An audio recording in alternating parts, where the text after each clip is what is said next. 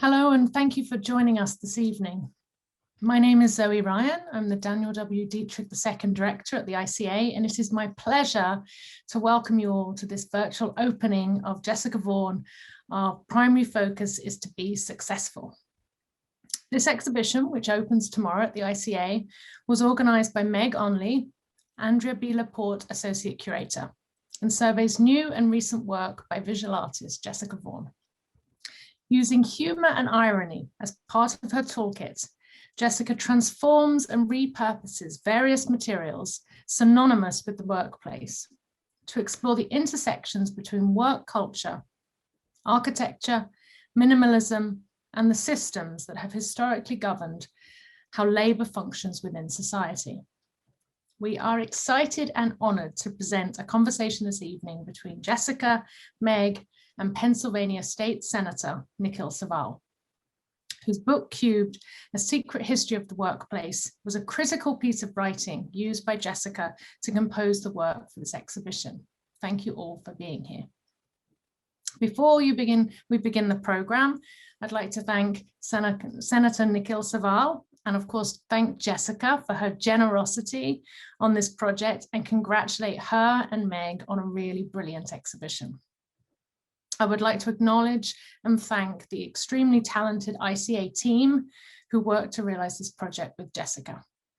Our sincere gratitude goes to the funders and supporters of this exhibition, which include Daniel W. Dietrich II, whose legacy of philanthropy continues through the endowed Inchworm Fund that supports ICA's spirit of exploration.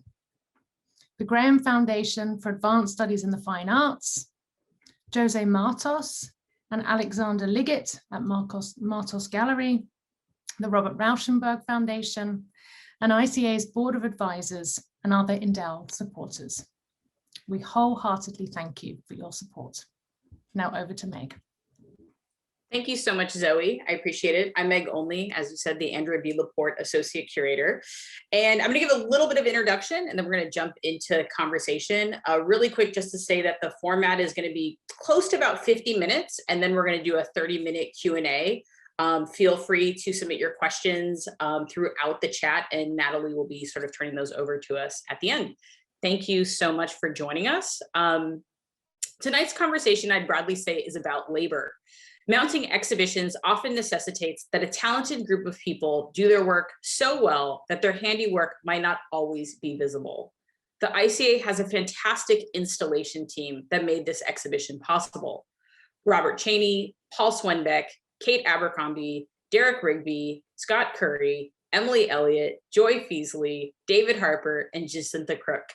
Thank you all so much for all of your work on the exhibition. I hope you're enjoying some of the alcohol that I bought you guys. Tonight's conversation would also not be possible without James Britt and Natalie Sandstrom. And I'd also like to extend my gratitude to Zoe Ryan, Anthony Elms, and John McInerney, who have all supported this project along the way. Tonight, as Zoe said, we're celebrating the opening of Jessica Vaughn's exhibition. Our primary focus is to be successful. Jessica, I've told this story so many times, so I'm sorry, I'm gonna have to hear it one more time, but I distinctly remember the first time you and I did a studio visit, because when we first met, it was my very first studio visit in 2016 after joining the ICA. And I remember this immense pressure, feeling like, oh, I can actually work with the artists that I'm meeting. And when we met, we were in an office space in Lower Manhattan that had been converted. And I distinctly remember encountering works that uniquely folded complex constructions of race, place, and labor together. Over the past 5 years, Jessica and I have continued our conversations, and the exhibition that's presented to you tomorrow at the ICA not only captures works made throughout those years, but presents new materials and forms that you're exploring. I have to just say off the cuff, Jessica, you've tried so many new things in this show that I'm incredibly excited for you and the direction that you're headed.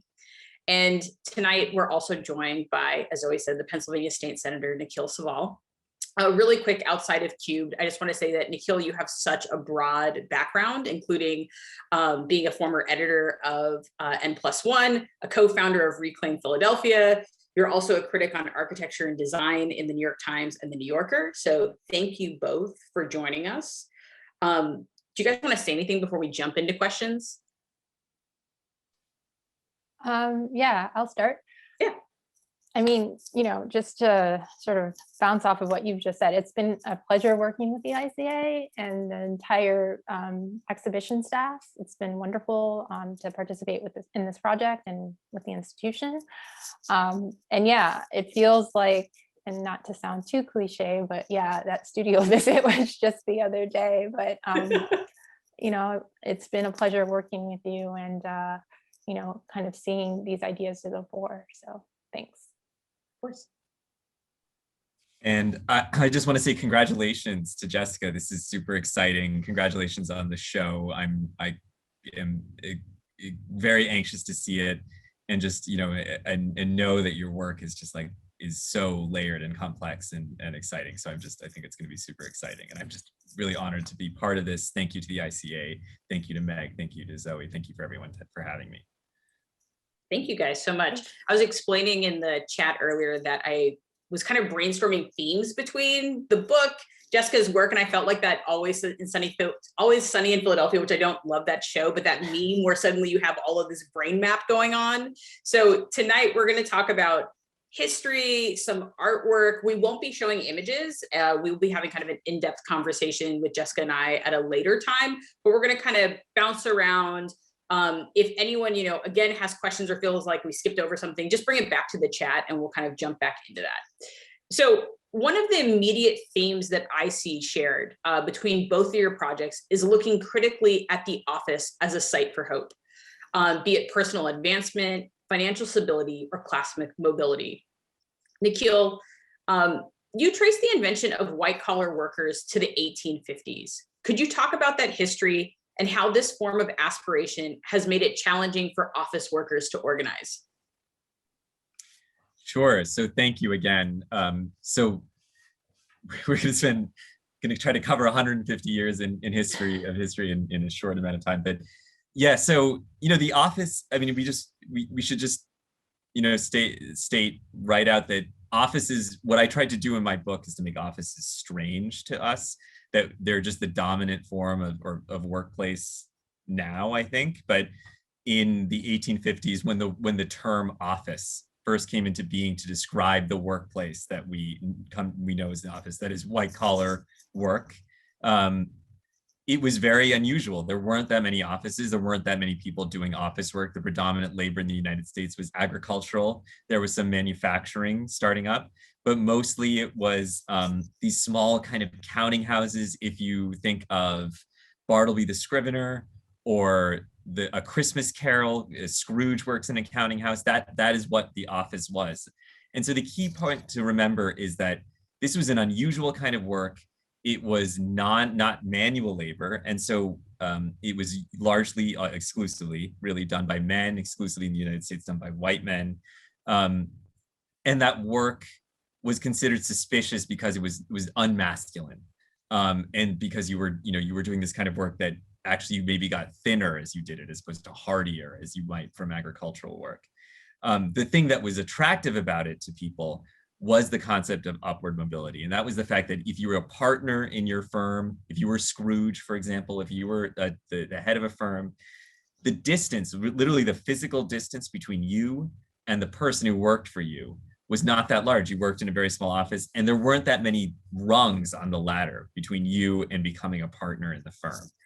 And so the office, unlike manufacturing, for example, where you could kind of stay in a proletarian position or just as a worker for many years and never own the factory or never become the head of the factory. Offices were different. You would rise up and you could do the work, and your own talents or merits, that kind of idea came into being, would help you rise to the top.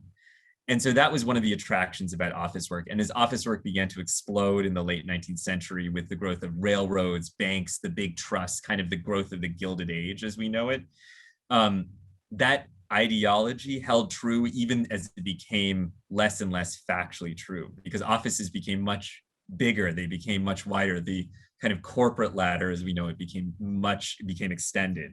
And so you would have this pyramid, basically. You had a ton of people on the top of a firm, the people who owned or managed the firm.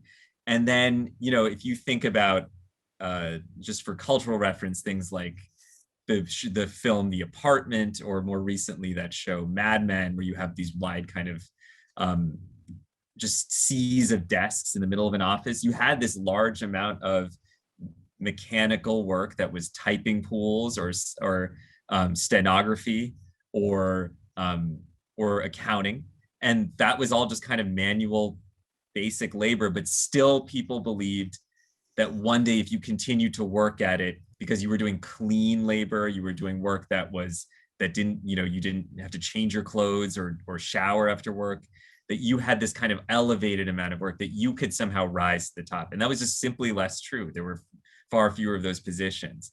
And that has changed over time. I would say that over the 20th century, largely private sector white collar work has not been organized, but that doesn't mean there hasn't been organizing.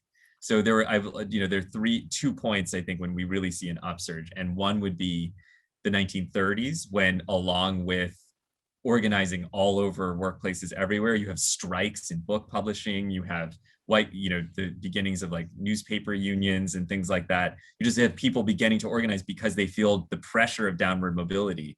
And you don't think an office is somehow separate or safe from the economy, from the Depression.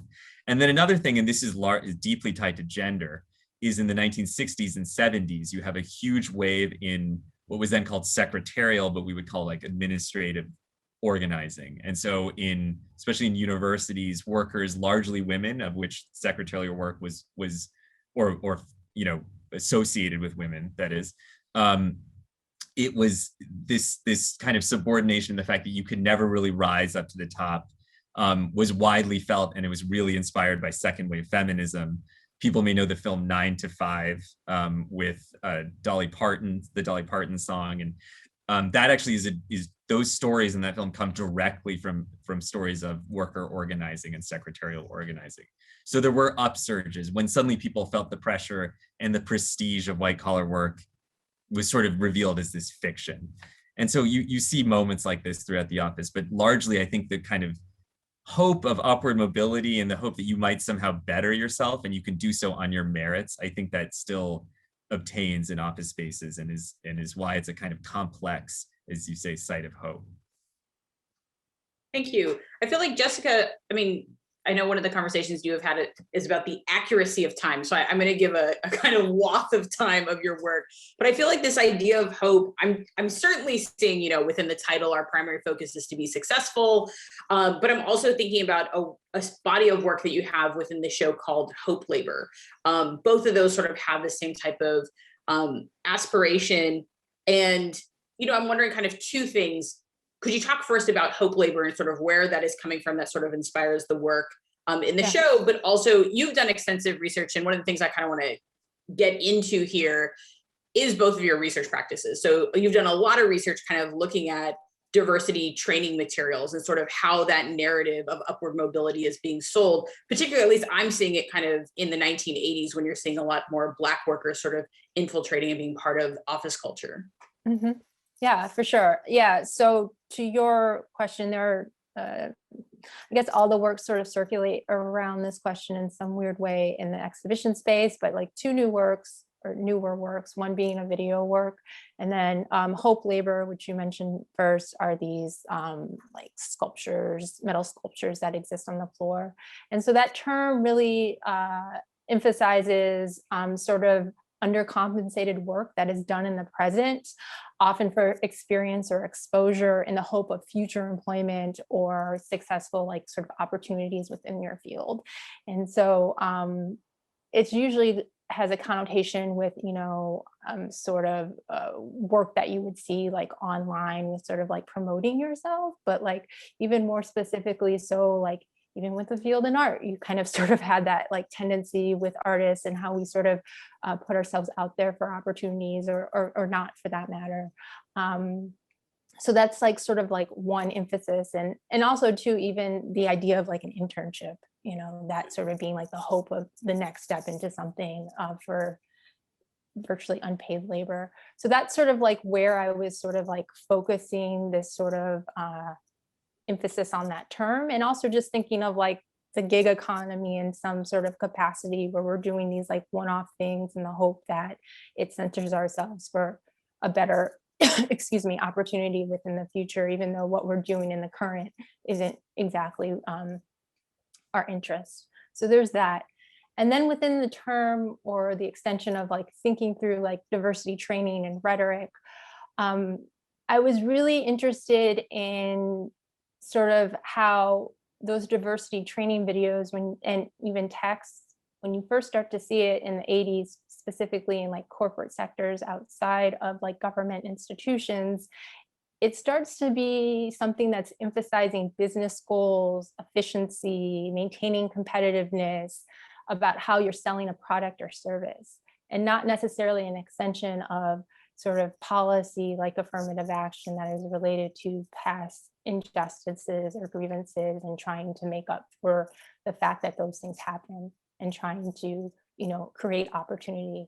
It becomes more so about sort of this emphasis on the aspects of selling a product or selling a service. And so that successfulness gets linked to this idea of like diversity training in and of itself. So yeah, the video itself starts to lay that sort of bare through the text. All the text within that video is all transcribed from like either brochures or other videos themselves that I was finding online, that I was finding in archives that were part of this sort of collection of diversity training that became sort of a popular genre, for lack of a better phrase, around the late 80s, once you start to see more sort of legal cases being brought against corporations due to affirmative action. And the fact that, again, the language surrounding that could be linked to productivity, efficiency, and corporate gain or profit gains within the corporate sector. And another thing too is like, once I started to realize that a lot of that language that was being used was about marketing. It wasn't really about policy, the language and how it was being used. And in fact, a lot of it wasn't even about education, but really about marketing something. That sort of just, that helped and assisted me in reasserting like what type of materials I wanted to work with and how I would be able to find this information. And so if marketing was the thing, then products within this sector would be the place where I would find these overlaps. And so then that led me, you know, as you'll see within the exhibition and as we talk further today, like this idea of the cubicles and like that being sort of a central point, like within the practice and what I was interested in. Yeah, I feel like, you know, one of the things I was looking at whenever I'm doing a show, I kind of prepare the archive right before the show opens. And one of the things I found was a conversation you and I had maybe like 6 or 7 months ago. The title had been picked for the show for quite some time. And Jared Kushner had kind of a news blip that said, Black people need to want to be successful. And I remember thinking, you know, obviously incredibly offensive, but I think there's a way in which your work, if you view our primary focus is to be successful, you might see it to be aesthetically within the 80s or early 90s. You're seeing some of that like technology that's sort of appearing, but a lot of your work sort of transcends any type of period. And Nikil, I think you're doing a lot of the same similar type of like transcendence across time and thinking about how all of these are, you know, systemic issues that are sort of consistently perpetuated over and over and over again. Thinking about the cubicle, I know that that's like one of the central things that both of you are talking to, but I wanted to maybe start just in the sense of your relationship to that space, because it's not necessarily something that's like purely foreign to either of you, correct? Right.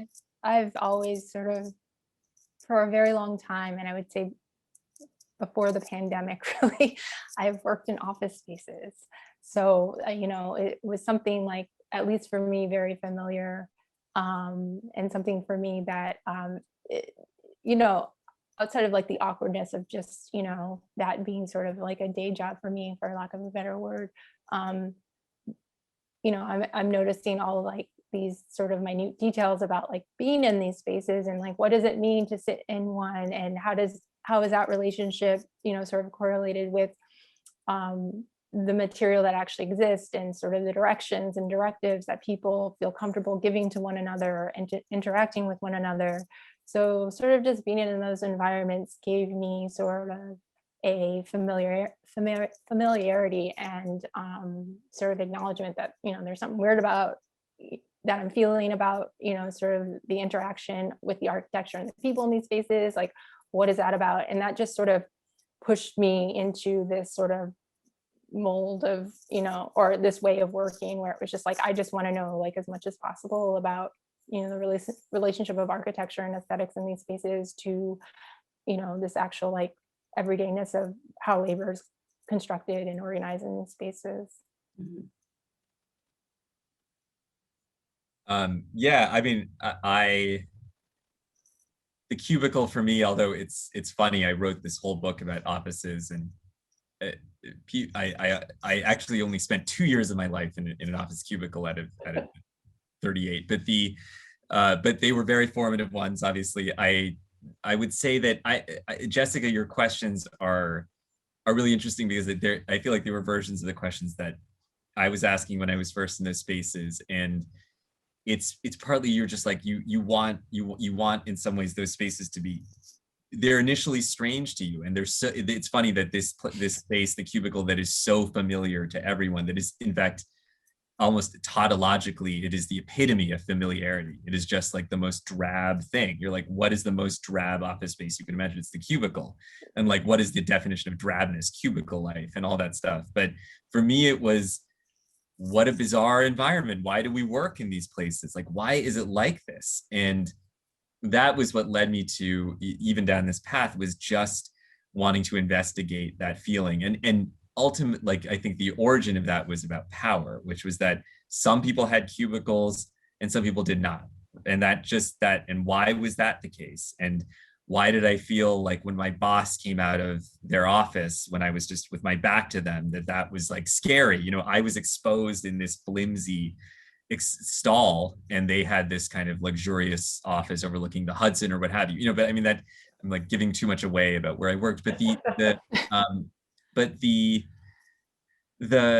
so that was it for me. But it ultimately just kind of led me into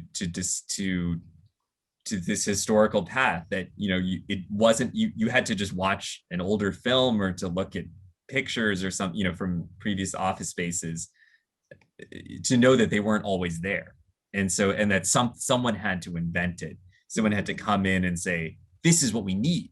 So so what was that impulse like? What was that, you know, and then that's what sort of led me to the seed of the book and writing about cubicles, and then about the history of the office generally. Will you talk a bit about that history? Because I feel like cubicles, when they were first invented, they were there to liberate workers, and then suddenly we're at the place where you're describing them as drab. Yeah, so this is a kind of amazing story in the sense that it's just, there was an inventor. The cubicle did have one, and although he recoiled from that honor, I guess, that he was bestowed with later in life. So Robert Probst, who is largely considered the inventor of the cubicle, he was himself not a designer, but he sort of became one. He was hired by the Herman Miller Company after just doing kind of freelance design and various kinds of designs for hospitals in the 1960s. And the Herman Miller Company is one of the premier sort of modernist office furniture companies. I mean, now we know it for like the Aeron chair, but like Charles and Ray Eames and like a lot of like mid-century designers did their work for Herman Miller. And so they hired Probst, and he began just sort of experimenting on his own office space. And some of the ideas he came up with are things that we now take for granted in like ergonomics, or, you know, just when like things like that, which is that it's really good to stand a lot in office spaces. It's really good to have movement. And the spaces that he knew didn't do that. So again, the spaces when you think about a mid-century American office, you have this corridor of offices around and that maybe increase in size or have carpets if you're higher up. And then this kind of sea of serried desks, metal desks or what have you, where people type and do accounting and things like that. And he thought that there was this new idea of work that was coming into being, which he like a few other people called knowledge work. That he was like, office work is actually knowledge work. It's going to become, as we have automation, as we focus more on tasks of judgment, we're going to do knowledge work. We need a proper space for it. And so he had a couple attempts at it. And the one he came up with that is the prototype for the cubicle is this thing called the action office, which is obviously not how we would describe a cubicle. You would not call it an action office, but it was meant to be this. It was three walls that were angled. They could kind of be shaped to any purpose.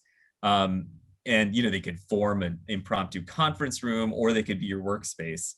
And you could pin things to them. You had shelving at different heights. The point being that you were in motion. And you look at the pamphlet for this from the 60s, and it's all about individualism, and there is a kind of spirit of liberation in it. And the office workers are always in motion. They're pointing at some chart that they've put up, and so it feels like it's exciting, the action office. And it was hugely well received. But then, unfortunately, it was, well received in the sense that it was copied. Other firms copied it, and as it became copied, and as it became it proliferated more widely, it started to become more and more of a box. So more and more, it just felt like this perfect tool, this three-walled space in which to enclose more and more workers, as cheaply as possible, as quickly as possible, in as little space as possible.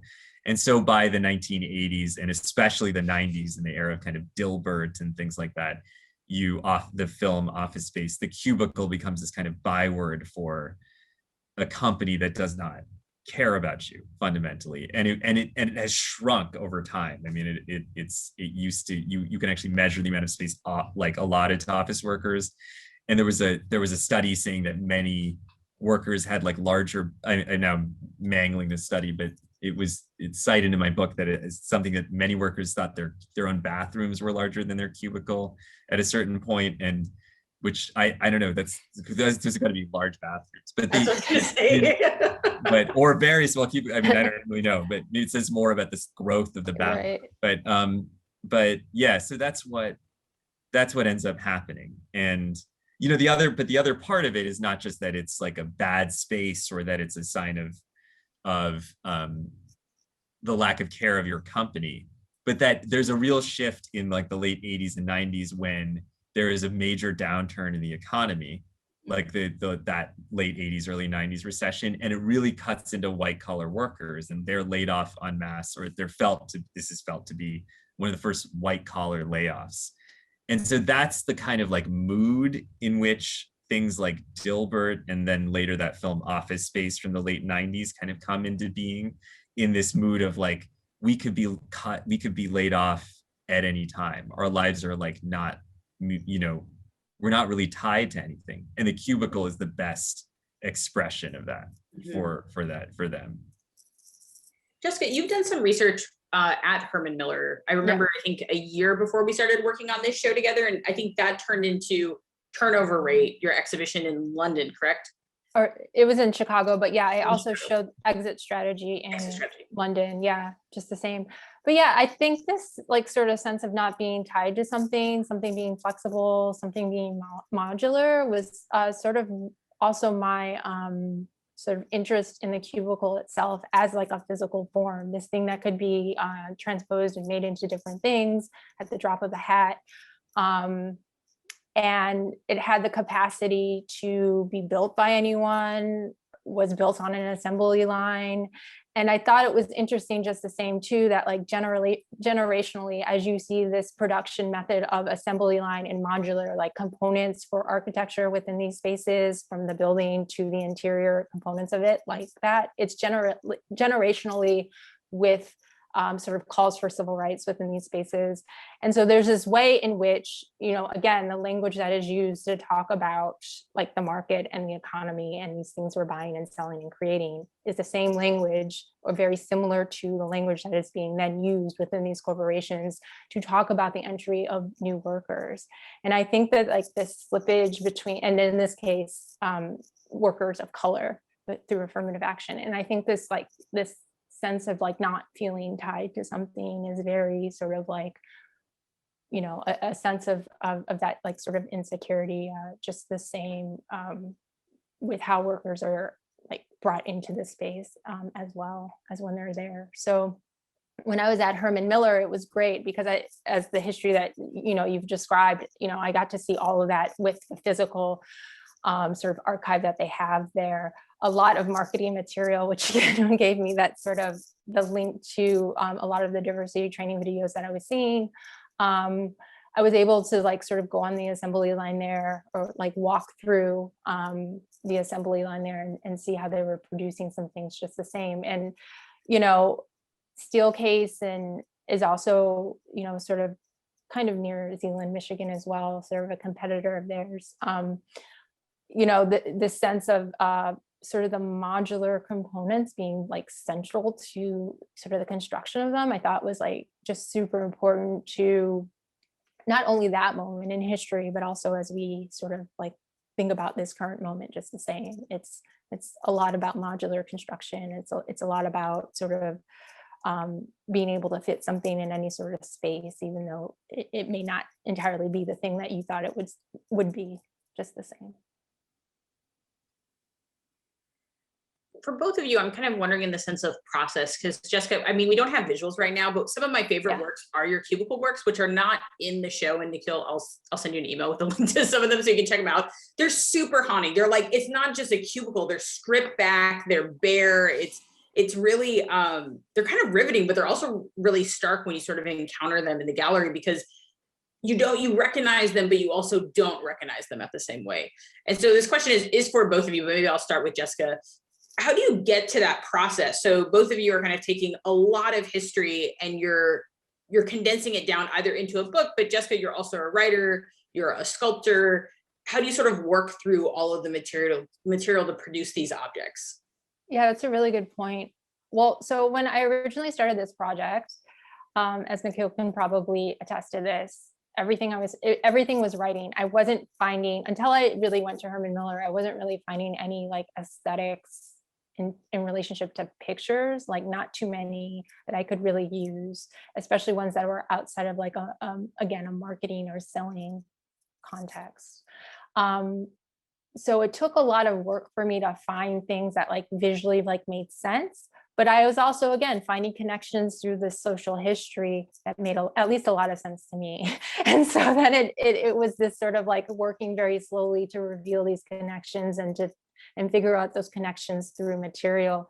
And so for me, images also became like really important to understanding any sort of physical material in space. And that leads to just, you know, within the exhibition, when everyone has a chance to see it, there are these huge paintings on the wall that are references back to a lot of material I was finding in government reports on equal employment opportunity. So I guess there was this moment in the 70s where cartoons were a thing, and these would actually be within these government reports. And so it was an opportunity where like, great, I finally found some, you know, research material that has this like sort of like image-based component.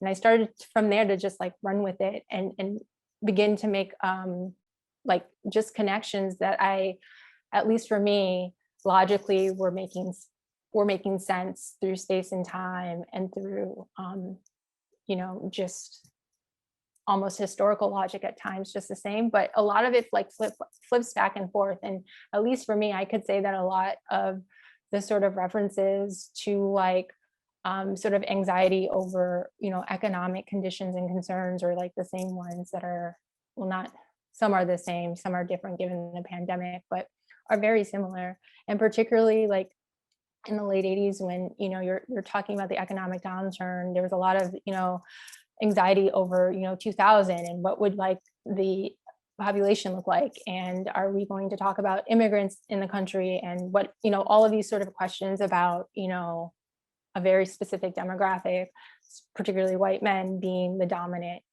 sort of person within, you know, the labor market.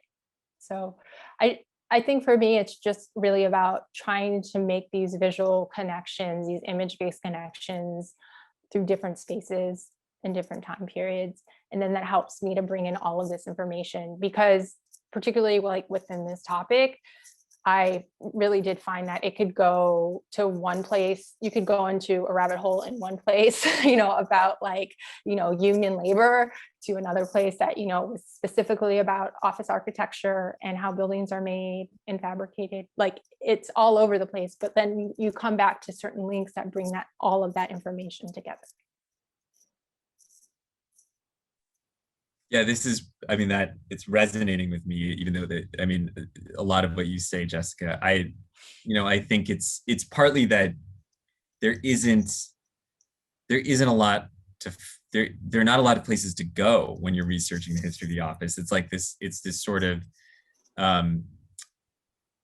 thing that is staring at us and is really in front of us all the time. And so we would rather not talk about it, or rather not like document it, or, and so as a result, I mean, the major historical source, or it was really sociology, was a book by C. Wright Mills called White Collar, which is a very great, if very like erratic and strange, but also a very great book by a new left sociologist in the 50s. And I mean, there's some histories of like labor, white collar labor, and largely, but it's just kind of, it's all sort of, it's not like office history where there is a history of steel, or there's a history of certain kinds of industries. And so I did actually, those sort of marketing materials and things like that Jessica, you were talking about, were hugely important for me. But then it's also just like ephemera.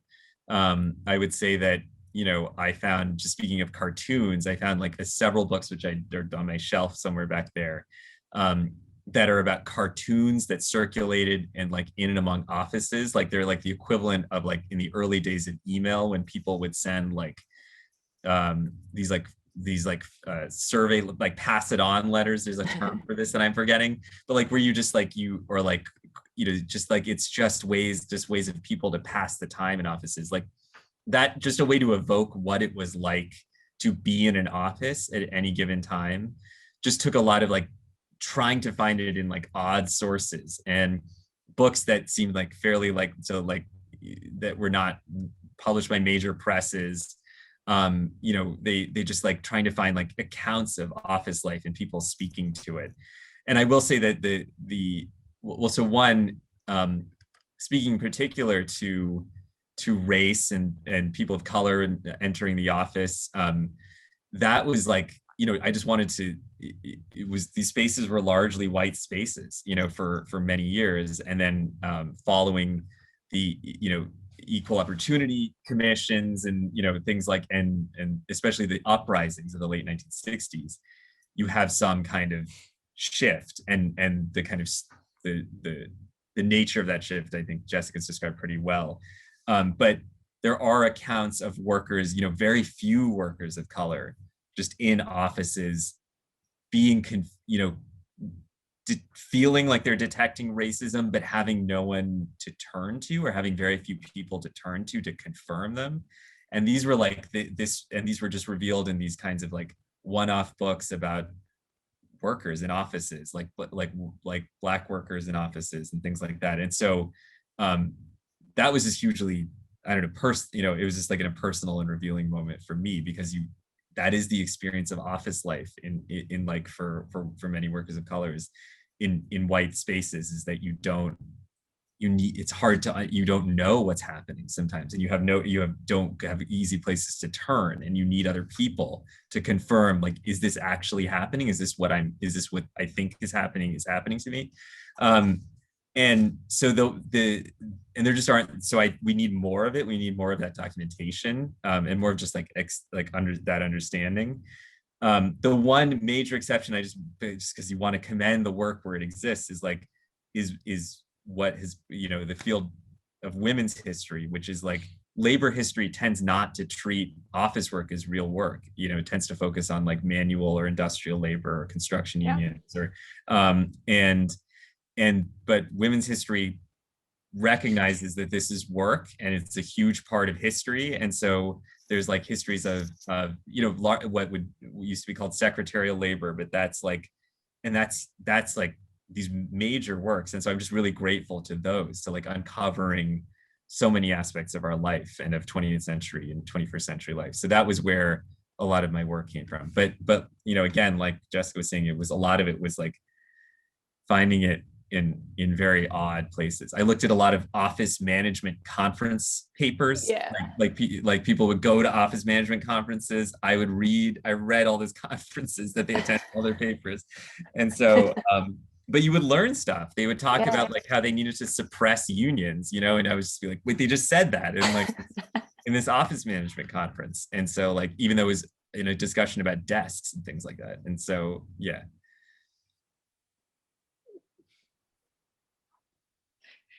Yeah, I mean, I would also agree on that, or it's a testament to that too, just the fact that a lot of sort of when I started on this project, it was like sort of like searching through just anything and everything.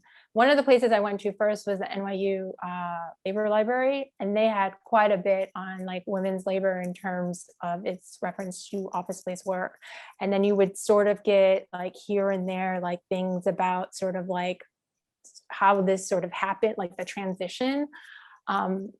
And so then that would lead on to like a different library or a different like sort of subset of information that to look into, but also to your point too, to even try to find work about people of color within office spaces. I mean, most of it has, and at least in my experience, when I try to look up like labor histories and things like that, especially for Black people in the United States, it's typically to like manufacturing work, working within agricultural or slave labor.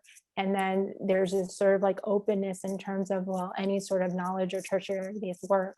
So it was also, this project also was really satisfying for me in trying to bring to the fore another, when representation becomes really important in my work, another way of like sort of talking about labor and talking about the place of Black people within that conversation.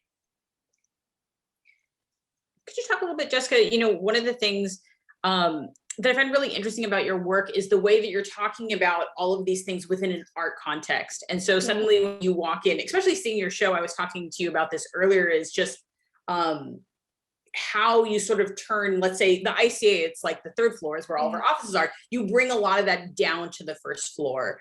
Are you thinking specifically about art institutions? I feel like a lot of ways, at least the way I've been thinking about museums recently, is that sometimes museum spaces can abstract what is happening outside, when yet at the exact same time, all of the things that we're talking about absolutely happen inside. And so I'm wondering, how do you think about art spaces? How do you think about your work in relationship to that?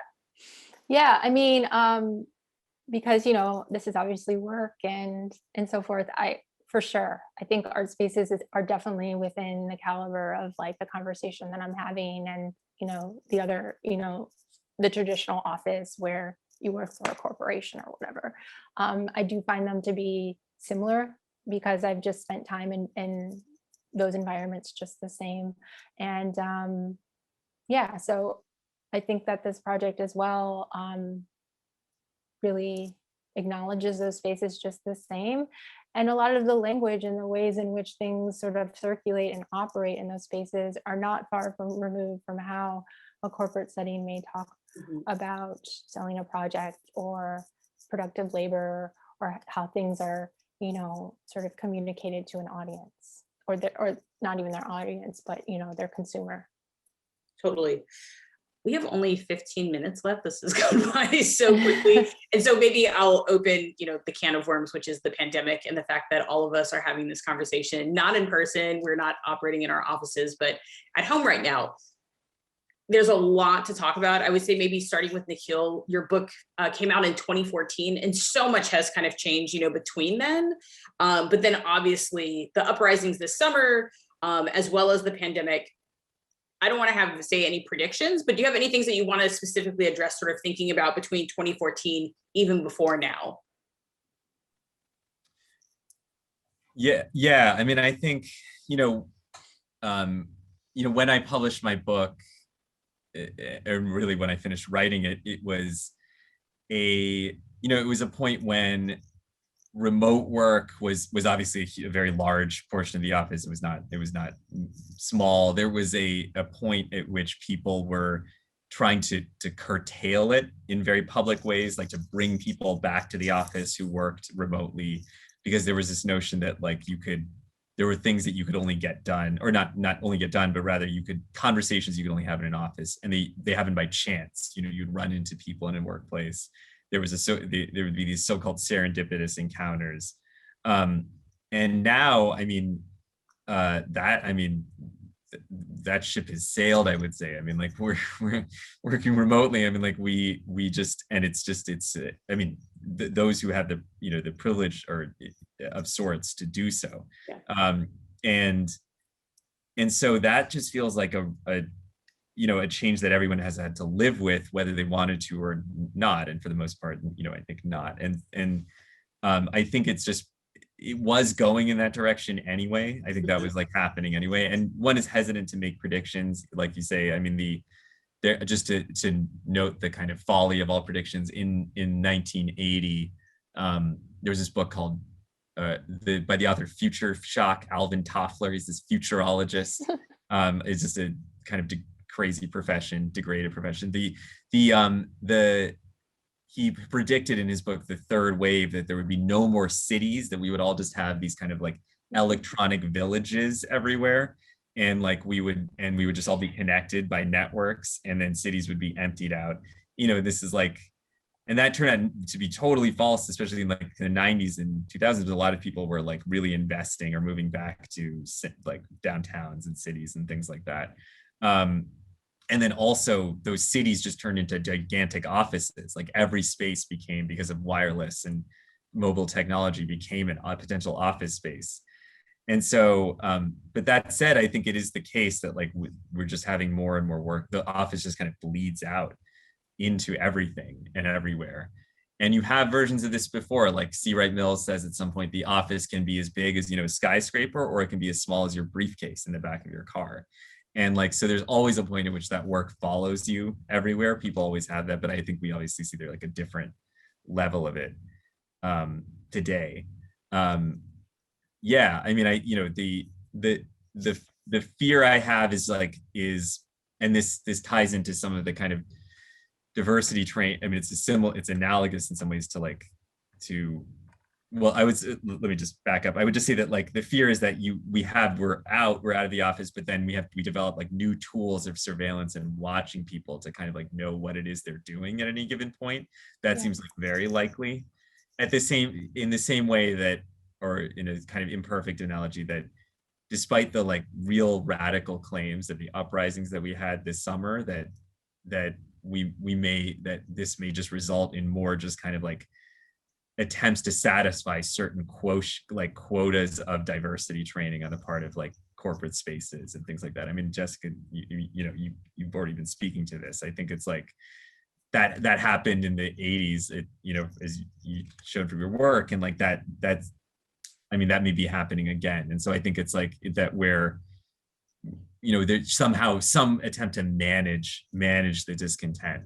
And that's what office spaces do. I mean, this is a lot of the dialectic of my book, is like that design plays this quotient, that like people are always coming up with new forms of design to manage what is a fundamental discontent with work, and you come up with these beautiful skyscrapers, the open office plan, places like Google and Facebook with their campuses, their campus atmospheres, but these are design or elements that are trying to quell some deeper discontent. So that's I think what is still at play. Yeah, I would agree with that 100%. Yeah, it's like these sort of like in between measures to not really like fix the problem, but like just get by. And you sort of see that with the sort of, we're going to put up like plexi dividers, or we're going to put up something that's, like in between, sort of a safety measure, for various reasons, instead of actually like really considering like what the problem is, like, or helping to, prevent the problem, like healthcare for everyone, for example. So, I think that is something that will continue, these like sort of haphazard measures.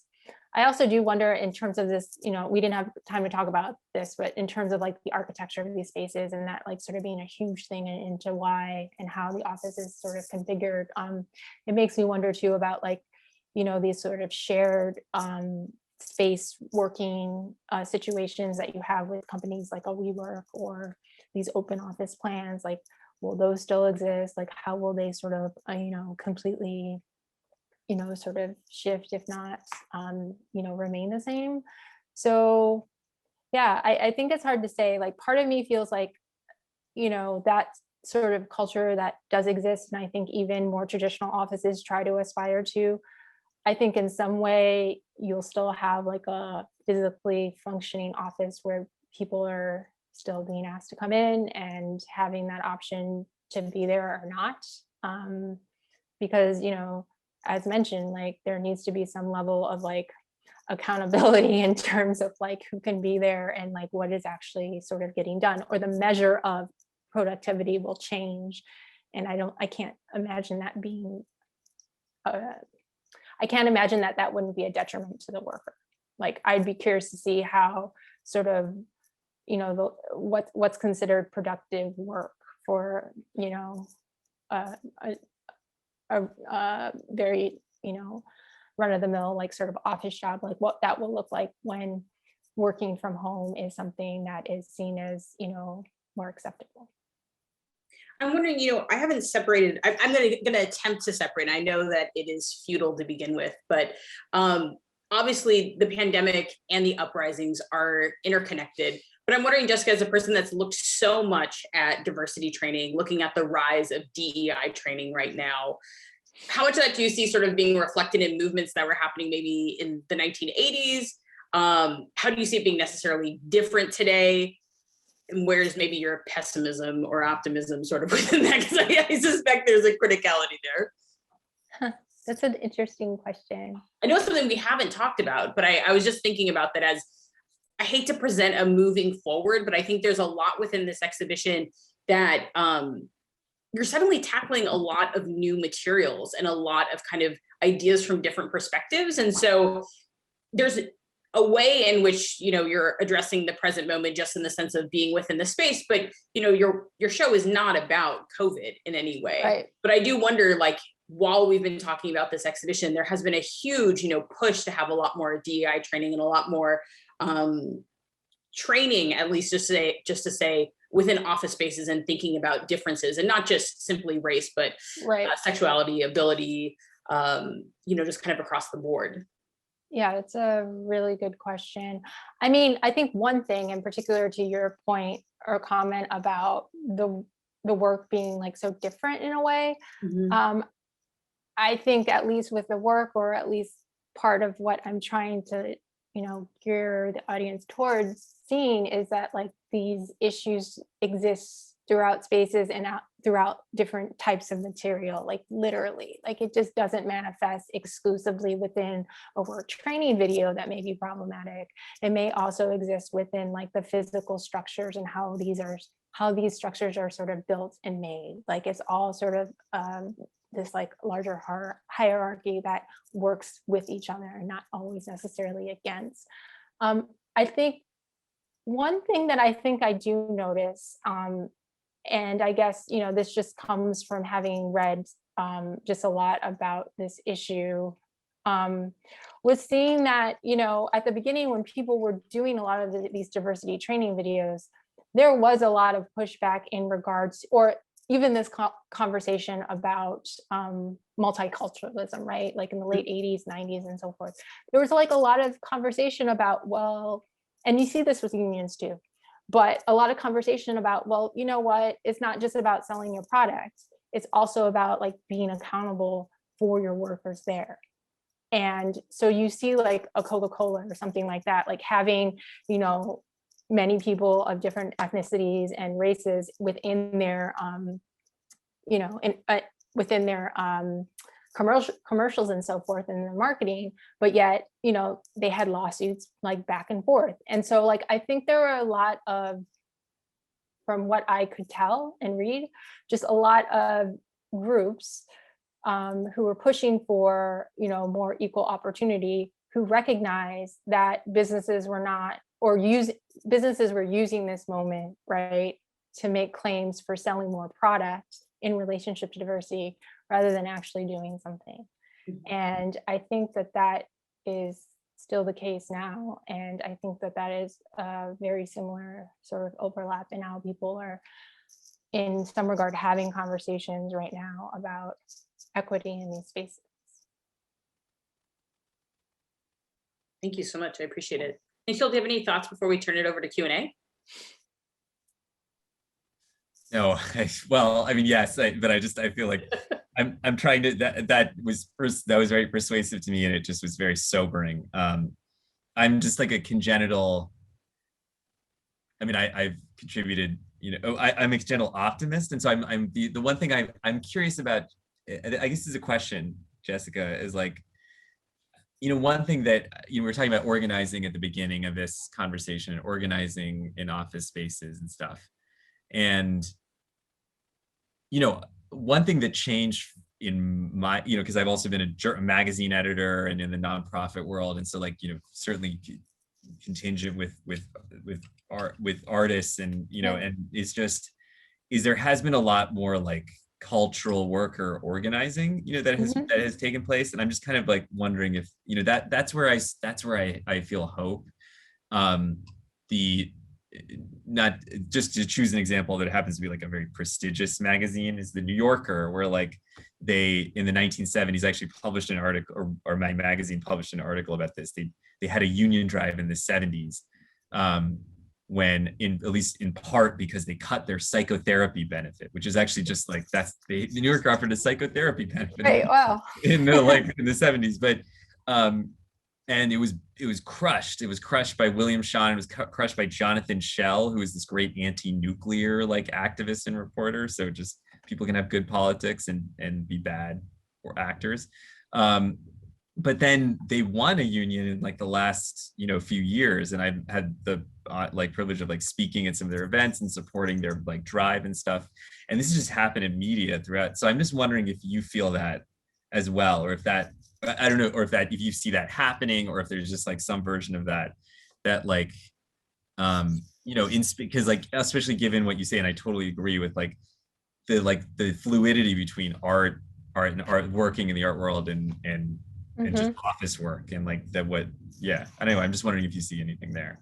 I do think that you see more organizing and interest from art workers, meaning artists, and even those who work within the field as practitioners, see an interest in not just organizing, but also being on the forefront of sort of changes in like working conditions. I think that is even more so a prominent thing. And then also too, I think just the recognition that you can't really like be on the sidelines of this. And even too, I was speaking earlier today with a few folks, and we were talking about just even students in universities. And yeah, there's always been sort of like an interest in students and some sort of activism or relationship to like workers' rights, but even seeing themselves being complicit within the sort of overturn of like a neighborhood, or like the structures that exist there, and like how their work as students is part of this like larger economy that brings in money. So I think many artists themselves see themselves as being part of a larger system that helps to contribute to sort of these inequities that exist, and finding that there is, great importance and also, a large presence that they can have in sort of redistributing, like not just like how we talk about things, but also like how things get done. So I do find that is something that is, more to the forefront and like actually talked about, rather than like, oh, you have to go to some like far removed place to find this information, or to hear people, engaging in these conversations. The chat has been really blowing up. Watching it, and I'm like, there's so many questions coming through. So I'm going to turn it over to the very first question. Is hearing about the themes of this exhibition was especially resonant to me as a Penn student, given the school's reputation for things like work hard, play hard mentalities, intense competition, and pre-professional focus. I'm wondering if this institutional connection was relevant to the initial conception of the exhibition. I mean, I think, so I did go to the University of Pennsylvania as an MFA student, which I'm not too sure if that student is MFA or an undergraduate student, or graduate student, excuse me, but I think so. I think the mentality of like or that ethos of like having to be super sort of like focused on the work and not having like sort of a separation from the everyday. I think that does play within sort of the mode of like trying to critique like what these sort of corporate settings are about or feel like when you're within them. Thank you. All right, I'm seeing a few come through. I'm going to jump to this, which says, have either of you thought about the phenomena of office buildings being converted into data centers and the new generation software that promises to automate a lot of office work? Are we seeing the beginning of the end of human office environment? That's a really good question. I'm not familiar with the sort of data center turnover, but like, again, like just sort of going back to some of the research that I would come across, like this sort of fear of like the stability of like the office job in like the late 80s, 90s, and its relationship to a particular type of worker being white men. Not only was it tied to like sort of population sort of influx or decrease, but also to this idea of automation. And it's always been this sort of rampant, conversation about automation, even like late 1800s with like Marx and stuff like that. So this sense of like automation being the thing that's taking over rather than like sort of finance capital being the thing, I think is sort of present within the work, particularly in the light work mag, with sort of like the automated timing of its dimming. Yeah, and I would say I'm familiar with the phenomenon. The thing that I feel like is interesting in automation, or one of the things, is, there is definitely, speaking to like, if echoing what Jessica said, that is like an omnipresent threat. And I think people just like, as part of the general just like sense of the flimsiness of office life and what ties you to your space, and that it's interesting to think about that in the context of the space actually just being repurposed entirely for this automated form. But the other thing that the experience of automation is interesting, because the people who have their jobs automated don't experience that automation directly. Usually you experience it as the machine is suddenly this appendage to you, and it's the same, and you're kind of captive to it. So like in the 1980s, when you first have personal computers, or what they called VDTs, visual display terminals, it's like this really scary experience, one that does like actually kind of cut out or start to automate typing and typing pools and starts to eliminate that kind of profession. At the same time that your experience is like, I'm just, the machine is part of me and is telling me what to do. And it maybe is making me sick. There were a lot of fears of like VDTs making people sick and causing miscarriages in pregnant people and things like that. So, and I think we experience this like when you think about outside the white collar world. So like, for example, if you're a driver for Uber or Lyft or something like that, people talk about the automation of those cars taking over, the self-driving cars and stuff. But if you're a driver for those companies, your capacity and agency over your work is hugely limited by the machine and the app and things like that. So I just feel like that's the register, which I think we should think about automation. That's how you feel it, and that's how you experience it, is that kind of like, I'm just tied to this thing all of a sudden. But we have another question from Sarah Vaughn. Hey, Sarah, to both panelists. How much of the silencing of office work clerical expertise do you think can be attributed to the dominance of a Marxist perspective in the fields of critical art theory and or sociology or work? I can say that again if you guys want me to. Yeah, that would be helpful. Okay. Sorry, I'll read these slower. How much, sorry, the chat keeps moving. How much of the silencing on office work clerical expertise do you think can be attributed to the dominance of a Marxist perspective in the fields of critical art theory and or sociology or work? Let's just say sociology. Yeah, I mean, I think it plays a big role. It allows for the convergence. I think it allows for like an interdisciplinary perspective that I don't think would necessarily be there if it wasn't for that critique of how capital flows in space. Yeah, and I would say that, and I'm not sure if this is the drift of the question, but some of the best works on clerical labor and things like that have been by Marxists or people in the socialist tradition or Marxist tradition. So Harry Braverman, who was a worker, I think a publishing worker of some kind, and then wrote on the side this book called Labor, Monopoly, Capital, which is one of the great studies of work, manual and non-manual. Is one of the few books to like really and it's about de-skilling and the kind of process we're just talking about with automation of clerical labor. That helped lay the groundwork for like more studies specifically of gender in the office, and like, you know, work because a lot of that mechanical labor was actually very highly gendered. It was like typing pools were largely women or people identified as, you know, and so so I think there's a lot of power to that tradition, even if, you know, I think that the silence on the question of clerical labor, I think overwhelmingly has to do with the gender dimensions of like labor history. Like, I mean, that sort of seems like an academic question, but I just think people they don't study work that is considered to not be male or done by men. And like that has changed over time. Like the very fact that in Pennsylvania, we still think about, you know, we lionize, you know, largely male professions, like, you know, in the trade, in fracking and like the steel industry and stuff like that, when healthcare work is like, and the nursing professions and the caring professions are the largest sector of the workforce. I mean, it's the same phenomenon, I think. Yeah.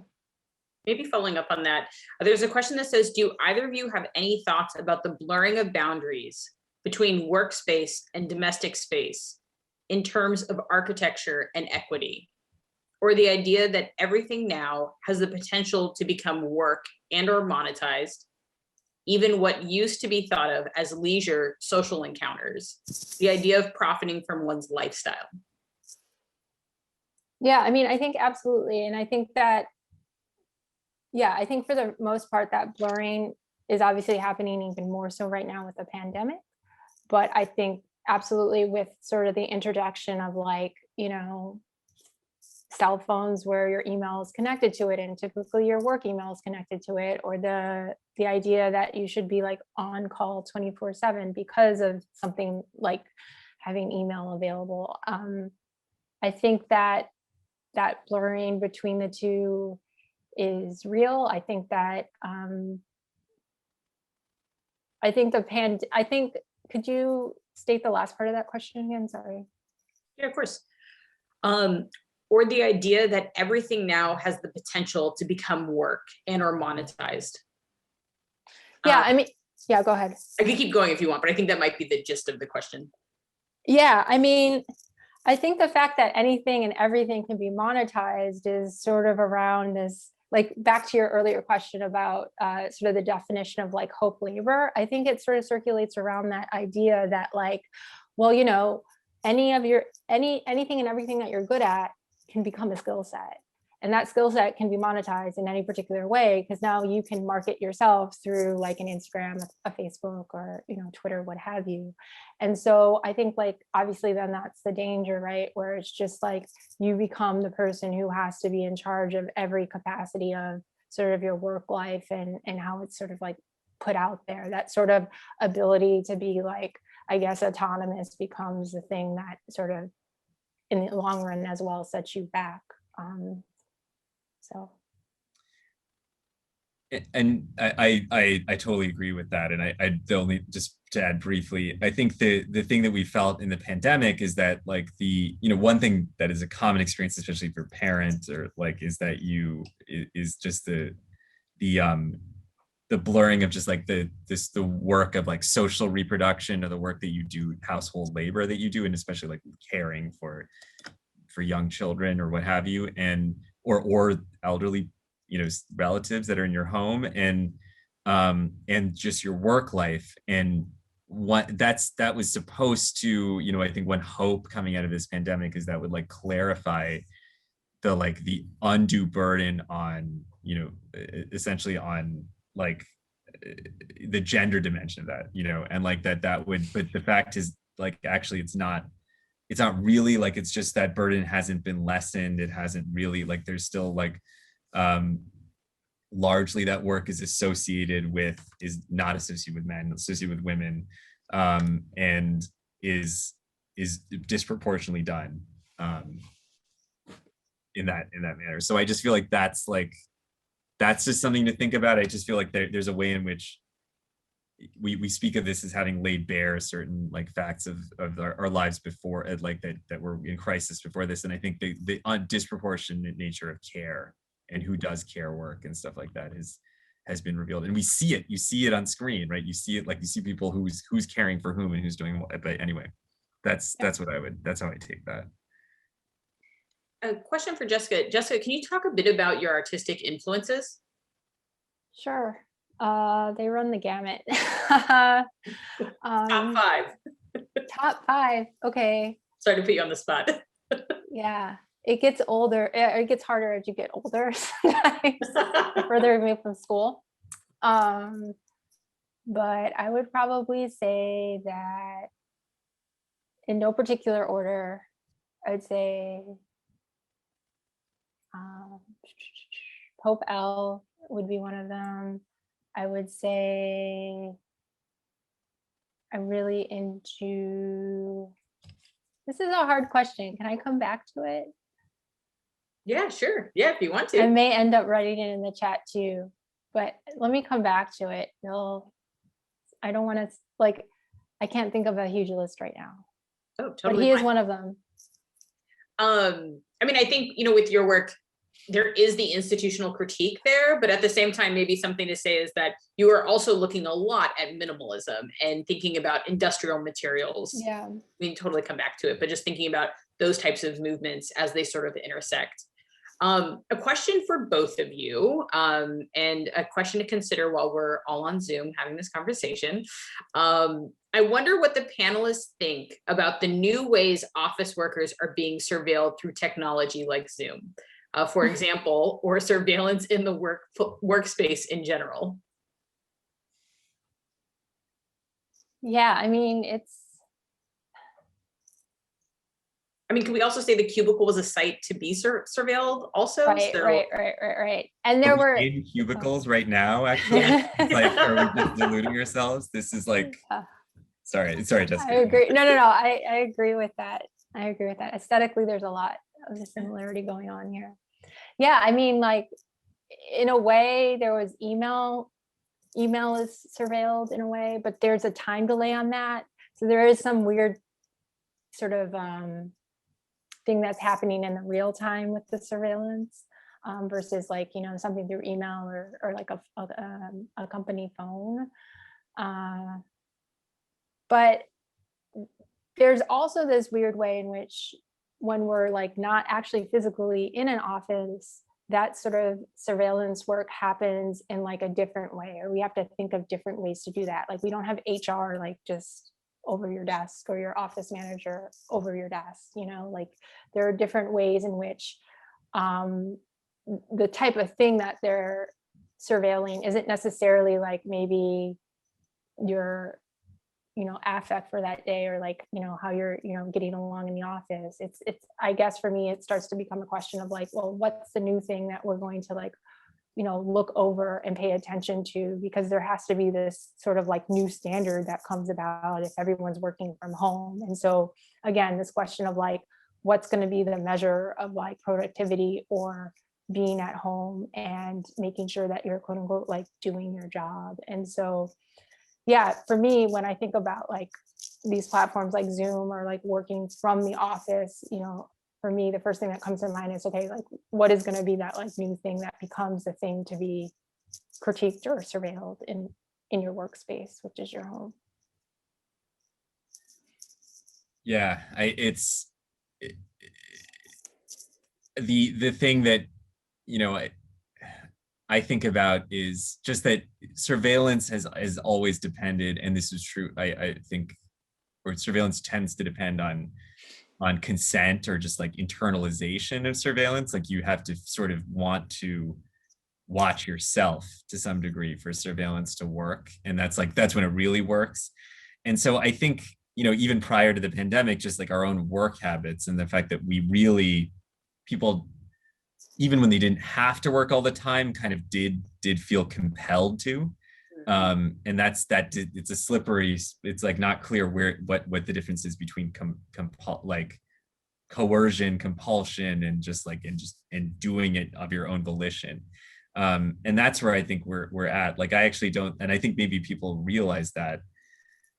This is why I suspect there will be like overwhelmingly an ultimate acceptance of remote work, is that people working remotely do the work because they feel that they have to, or what have you. I think it's just that's the case, and there may be in like the cases where people don't are sort of fewer and far between.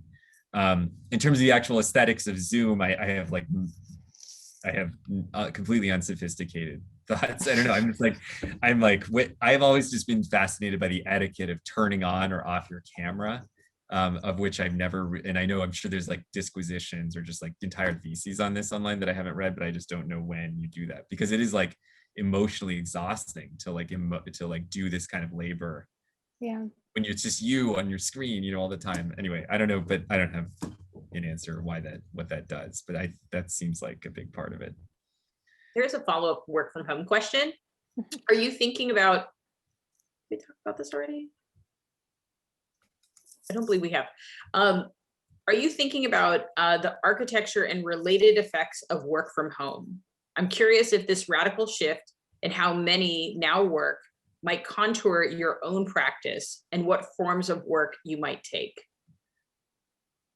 Say that one more time, please. Are you thinking about the architecture and related effects of work from home? Mm-hmm. I'm curious if this radical shift in how many now work might contour your own practice and what forms your work might take. Yeah, I mean, it's definitely, I think one of the things that I would consider, like just on like a very formal level and almost like an obvious one for me, because I'm always thinking about those sort of residual things in space, is like light and how that sort of like affects, a worker, whether it's in a larger, setting or just their home. I think that at least for my practice, since I have been sort of like homebound in ways, I think there's a slowness that has occurred even more so in my practice, and maybe that's not a good thing for me. There's definitely, because I already work slow, but there's definitely an even like a stillness or slowness that's happened with how I'm now like making work and like producing it as a visual artist. I've also, we've talked about like research being a part of the practice, but I think it's even become even of greater importance right now. And then also recognizing, and this is, I guess, in relationship to the slowness, and understanding my process, is like recognizing the differences between like when you're collaborating with people and then like when you're working like, by yourself, and just taking the time to understand like what those differences are. How do they feel? How do they work? Like, what is it that I can get done alone? And like, that just being a different sense and weight to the work rather than, a quantifiable difference. It's just a different feeling and experience, and trying to figure out like how those two things can exist in space, like in an exhibition. So I think for me, like those are some of the things I'm exploring as I move forward, is like really considering like how the things that I make by myself exist in conversation with those other things. And I guess, the pandemic in a way has given me the opportunity to really consider that question of process, but it's become more important for me. Nikil, have you seen any shift in the way that you're working either? only for the worse. I mean, like my back hurts. It's like, but no, I mean, it's, it's impossible to tell in a way because I changed jobs. And so like, I have no way to measure, like I first was a freelance writer and then was a full-time campaigner. I was campaigning full-time last year. I did do some writing, but mostly campaigning. And now I'm a politician, God help me. And so like, and so the thing that was resonating with me is just like the work that you do politically is essentially meetings. I mean, I basically have meetings all day of some kind. They're town halls or what, or meetings with my staff or meetings with unions, whatever. It's just like a meeting of some kind, or then session, which is like the Senate, which is a kind of meeting. But the actual space for like contemplation and private work is difficult to come by, and that's just something. I sort of, and it's partly I have a young child. We have there's a lot of just like when I'm not in my basement. There's just like other distractions. But I find that those moments of like stillness and slow time are just like. They're so important. And like, that is actually what most work is ultimately, is work that you do by yourself. And this is one of the things that I came up with in my book, is like, there's all these attempts to get people to kind of collaborate or work together constantly. Collaboration is hugely important, but actually most work is just by yourself, and you need concentration and privacy for it. And I don't know, I find that for various reasons, a lot of people have found that difficult to come by in the pandemic. So whether it's because of your household or not, I mean, there's just a lot of things intruding, even when you can't even leave your house. It's bizarre. But I feel like I'm either endlessly productive or also just sitting around at the same time and just adjusting to the full new work. I mean, I'm sitting on a donut in an ergonomic chair now. I feel like everything has shifted the way that I'm even working at home. We have one more question, and it's about research. So how do you, I guess this is for Jessica, but I also want to think about Nikil, thinking about research, especially with your beautiful library behind you. I would never guess this was a basement. It's so nice. Where and how do you typically store the extensive research that you do? Do you consider that research one and the same with your work? Sorry, I'm reading the rest of the question to think about it. Yeah, that's enough. Okay. I guess that's a good question, because we talked about this a lot, Meg, right? As we sort of came up with the exhibition, and how much did I want to like show and reveal about that process and so forth. I'm really bad at organizing, I think, that part of, how I collect information. It's literally on like a notes tab on my computer when I'm taking notes, or like a spreadsheet as like a physical thing. I keep PDFs and things like that. This is all probably really bad because something gets wiped out on my computer. But then there's also like the research of materials and like material investigation. So, I do this oftentimes, unless I have like, an opportunity to be at a research institution. I do this all in my studio. So there's a lot of back and forth. Like I work between like writing something down or reading something, and then going and like actually physically like making something or coming up with a sketch for something. So it's a lot of back and forth. And, sometimes too, that research is revealed directly within, say, the actual work through text, as that's something that's a bit newer for me in terms of like using text in the work. So like the video piece in the exhibition, a lot of that text is all taken from different training videos and resources. So that for me started off with text and assisting me with sort of figuring out the visuals.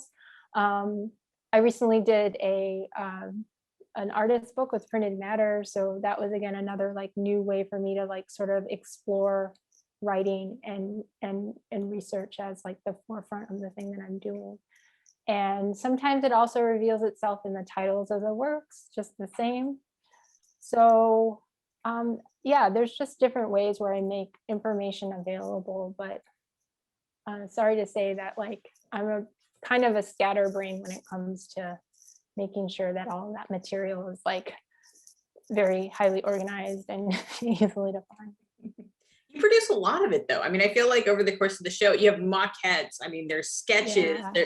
I mean, because I'm archiving the show, I'm coming across so much of it. But I have to say, one of the things that I really admired in working with you is just how many different textures that you're working across. And I think your book with Printed Matter is definitely one of those places that you really see it. And it was interesting having those kinds of dialogues of, I wanted to turn everything outward facing, you know, as a curator, and you're like, no, that's not happening. I thought was a really valuable conversation to have. Yeah. Nikil, do you keep an archive for yourself at all? I do. I did want to ask, well, because it's just, maybe I'll ask this after I kind of talk about my own practice, but I'm just like, it's just like research, I far prefer to writing. I just find like, and I'm wondering, Jessica, you feel the same way? It's just like, I mean, or to your create the kind of creative process.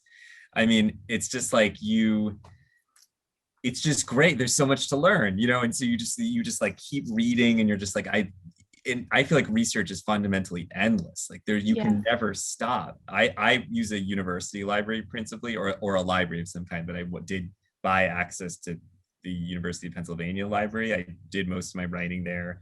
Would like write in the mornings and then like kind of research in the afternoons. Like sometimes I would write stuff and like make it up where if I didn't know the answer, I would just be like, just so I could get words on the page. I'd be like, office workers did this, and it could be wrong. And I would just like, then I would fix it after doing the research. And I do keep files. I like paper. I print stuff. I type out quotes from all the books that I'm reading. It's not usually it works. It's not perfect. Sometimes I would read the same book twice, type the notes out, and find this. I'd have 3 files from this. I will have read the book like 2 or 3 times. And but yeah, I just prefer like physical materials. But at some point you just have to stop. Like you have to stop. Yeah. Anyway, that was my question for you, Jessica. Like, see, it sounds like you have that issue too, where like research is great, and then like. Yeah, I mean, like particularly with this subject, it was just like, it was nonstop. And like, I also find that like when I'm working on like art projects, you know, it usually starts with like something that I'm familiar with or something that I've experienced, but I'm always so interested in how this experience also exists, you know, like outside of myself, or what are the structures that sort of like have made it up to be what it is for me to experience, if that makes any sense.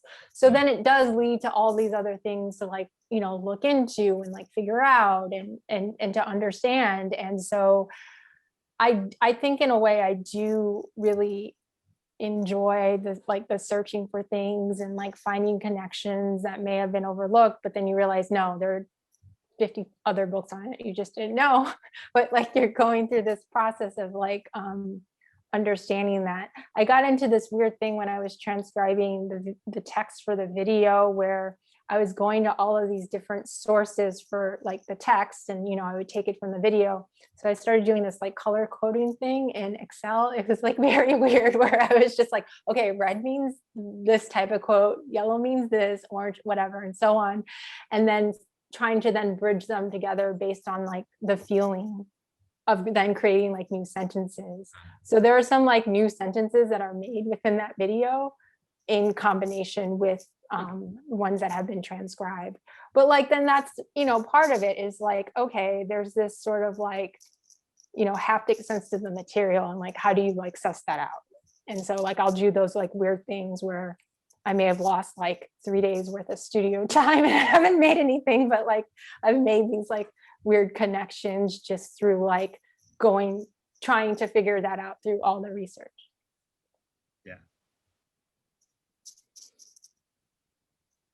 I mean, that's got to feel great, right? Yeah. And actually, I mean, like, I feel like that's just the best feeling in the world. Yeah. Yeah. Like, that's, yeah. Anyway, I hear that. Thank you both so much for this conversation. I feel like this can keep going. Nikil, thank you again for joining us. It's such an honor to have you here and chatting with you. And just a second round of saying congratulations, Jessica. I'm Thanks. so excited for people to see the show.